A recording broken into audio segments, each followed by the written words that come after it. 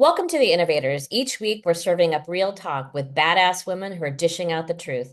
No fluff, no BS, just raw, honest stories and lessons to inspire and empower the next generation of trailblazing women. We're here to keep it real and pay it forward. I'm your humble host, Cynthia Nelson, three-time entrepreneur, investor, and advisor. It's a real pleasure today to have the amazing Jackie Hernandez, founder and CEO of New Majority Ready. Jackie, welcome to the show. Thank you, Cynthia. I could not think of a better badass to have this conversation with than you. So thanks for having me. We're badass squared today. I love it. Yes. Definitely. So, I want to go back and understand your background. How did you get to where you are? Share your journey with the audience. I'm sure they're going to be really interested. So, all right, my career has been mostly in media, primarily in media, and it was because of my passion for consumers. I should have been a behavioralist. I love understanding what makes people tick, what consumers are doing, what they're liking, what they're not liking. And so at the time, media was the answer to marketing. All marketing mixes went through the traditional media model, which Yeah. we'll talk about later because it's all kind of changing given this new generation upon us. Yeah. But it was to me very fascinating to be in media. And I was consumer-centric, platform agnostic. So I was in print when print was growing. I was in digital. I did digital very early in my career in the 2000s over at Turner, and I really saw how that was going to change everything. It changed print, it changed TV, it changed Yes. data, messaging, marketing, measurement, everything. And then I went into television. I worked international, I worked domestic, I worked general market, I worked Hispanic, and Yeah. then I became a multiculturalist. And the answer is really the passion for what's at the heart of consumers when they are thinking about what they're going to open their wallet for. Yeah, definitely. And you've been in a lot of different roles and media companies. So, you mentioned Turner, but you've also been at People in Espanol and Telemundo and NBC. What were the similarities and the differences? Like, how did those kind of gradually grow? So I went into People in Espanol in the mid to late 2000s, and it was right when the Hispanic market was beginning to explode.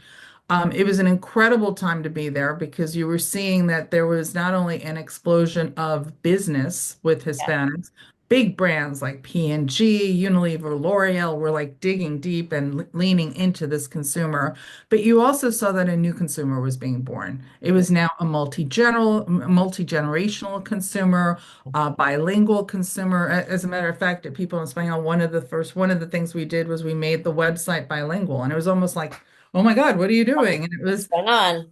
we're Right. trying to make sure we're reaching a generation and across generations. And that was an amazing opportunity and a time of my life. As publisher, I really got to lead the vision for it and kind of take it into new places. Yeah. We did experiential. And one of our biggest partners was Telemundo. And Interesting. so Interesting. yeah, working with Telemundo and really understanding how we were going to build partnerships together, I ended up knowing the president and CEO at the time, and he brought me over as chief operating officer. And that led to almost 10 years at NBC Universal. When I joined Telemundo, it was like the classic David and Goliath story. Yeah. Telemundo was the second Spanish language media company, Univision was the largest. Telemundo was 17% market share. Univision was like 80%. And then everyone else was like Right. those two, That's three the scraps. Yeah. the scraps. And Cynthia, it was a really interesting story because it was a really difficult model. We walked Yeah. in, Univision had all this content from Mexico. Yeah. Yeah. Telemundo was acquiring content from Colombia. To Mhm. put it in perspective, at the time, 66% of US Hispanics were Mexicans. Yeah. 1% of Hispanics were Colombian. Yeah. So we were, we had a lot to do. And I think that that was the point in my career where I really understood the power of brand building. We rebranded the network. We really focused on what we called the duality of Hispanic identity, being 100% American and 100% Hispanic. Yeah. And we had something very unique that Univision didn't, which was we had NBC. Yeah. So if NBC was doing The Voice, we could Right. do La Voz. And so those Exactly. kind of synergies really appealed to the consumer. And I'm happy to say that by the time I left in 2017, Telemundo became the number one network. That's amazing. I mean, again, that duality, I think, is not understood. Like, you really have to understand that market, right? It's not 100% Spanish all the time. And I think the multi-generational piece, a lot of marketers miss and don't understand. I mean, we used to say, like, go to a Walmart on a Saturday, right? And you're going to see the entire family shopping together. Grandmother, abuela, your tia, your aunt, the kids are running around and they're building that basket together because they're also living by each other or with each other too. So they're also watching together, apart and together, their programming. But that's really fascinating on the NBC side. You did have a lot of crossover. You just gave me such a flashback to when we first met and we were working with, you were at Telebebe and we Yeah, partnered with Telemundo and yeah, Walmart and right. everything you're talking about at the time was an aha. And Yeah, just to take that and kind of pull the thread to today, when we talk about duality, yeah, you look at now generations of young Latinos or just Gen Zs, yeah. it's more than two. The intersectionality and fluidity of the identity now is gone to a whole new level. But you're absolutely right. I think it was watching that consumer behavior with the family at the time and see how it progressed into today. And that brings me into what you're doing now. You've left corporate America, although you serve on some nice, great, big company boards, which is great for them to have you. But you've built a company called New Majority Ready. So what was the impetus of that and why did you start it? So when I was at NBCU, my last 3 years, my role was expanded to include working across the entire portfolio. So it was, in addition to Telemundo, CMO of NBCU Hispanic Enterprises. And so what that meant is I was working with the broadcast, NBC, I was working with the cable networks, USA, Oxygen, Bravo, and I was also working with film and theme parks. And my role was to help them grow. First, it was with Hispanics, and then it became young millennial, what we call Gen M, multicultural millennial mobile. Yeah. And it was really fun. And I really loved having a portfolio of brands that I was helping their businesses grow. So in 2017, I was coming up upon a renewal of a new contract, and I thought about it long and hard. It was not an easy decision because I really loved my days at NBCU as well as at Time Warner. My whole career was in two big corporate companies. Yeah. But I said, I love this. I think I can branch out and go beyond NBCU and help businesses and have a portfolio and do my own company. So I went out and set out to do that. My first client was a sports franchise, Combate Americas, which was mixed martial arts firm Yeah. company. And before I knew it, the CEO and the board asked me to step in as president of operations, and I did that for 2 years. So I kind of derailed myself from Okay. starting my own company. But in 2019, New Majority Ready came on full force, and I've not looked back. It's been wonderful.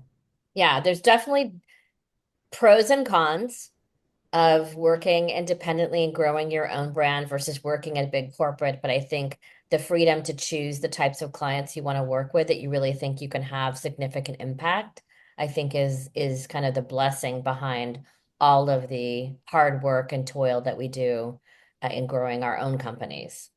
And it's also, what's great is it's always a village, and you end up working with great people. You and I have worked together as Yeah. entrepreneurs, and Yeah. I think you tap into your database of who you know and who has great skill sets, and it can be really, really rewarding.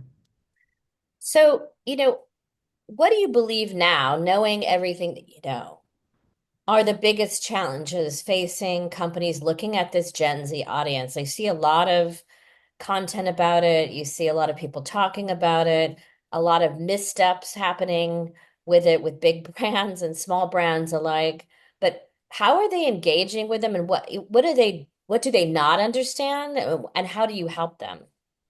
So I'm kind of looking at it and taking a step back and going, all right, let's look at 29 and under, like Zalphas, Gen Zs, Alphas, basically anyone under 30. Yeah. And let's call them the new majority. This this new generations that are coming together are almost 60% diverse. So it's not like when we talk about in 2050 or 20 whatever, we're going to be majority minority. It's already happened to this generation. Yeah, They're fully digital.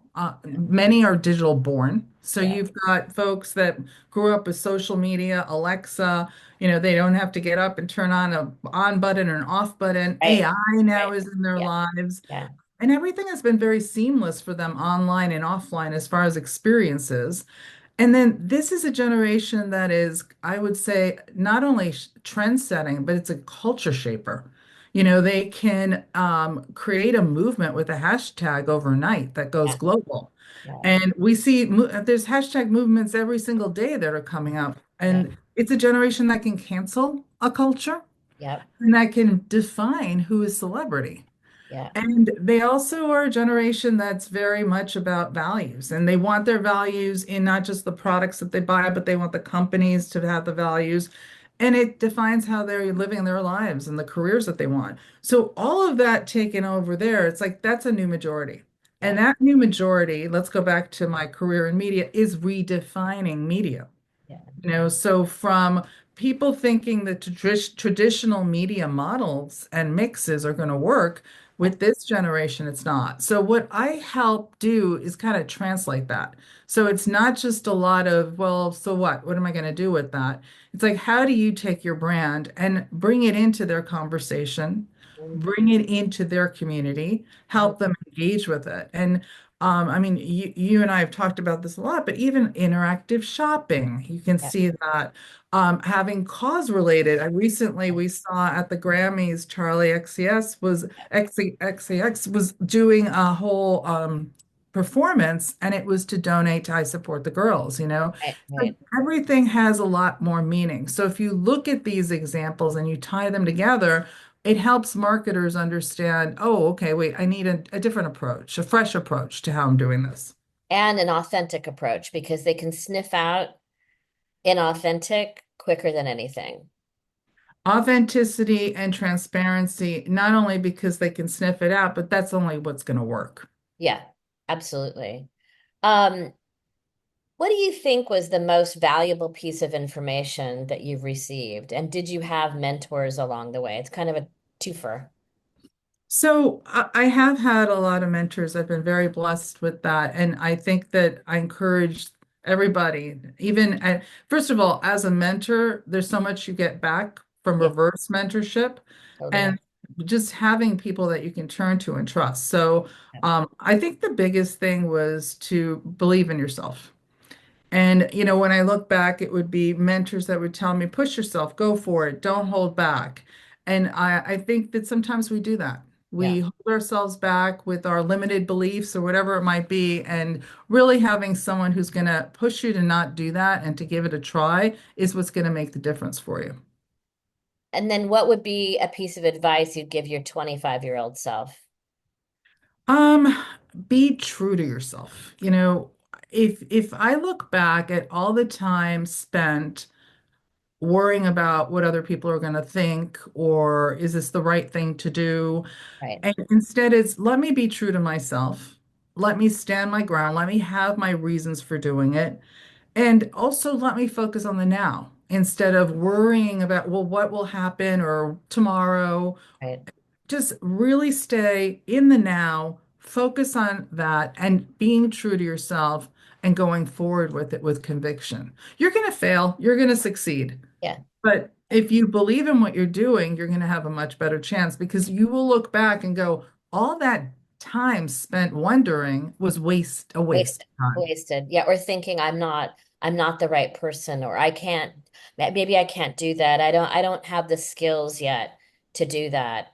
They're pushing me out of my comfort zone. I think that be true to yourself and giving yourself really the grace, right? And the openness to go forward and try new things. I think that's a great piece of advice, Jackie. Absolutely. And, to your point, if you don't have the skills, you can go get them. Yeah. And now with AI, it can happen magically. Absolutely. Jackie, thank you so much. I really appreciate your time. And how do people get a hold of you? Please plug your company and your email. Jackie at majorityready.com. innovators.com is my email, and or you can go on our website, newmajorityready.com. Great. And Thanks so much, thank Jack. you, Cynthia. Always so great talking to you. Love it. Absolutely. Two badasses. We're two-fering today. I Squared. love it. Squared.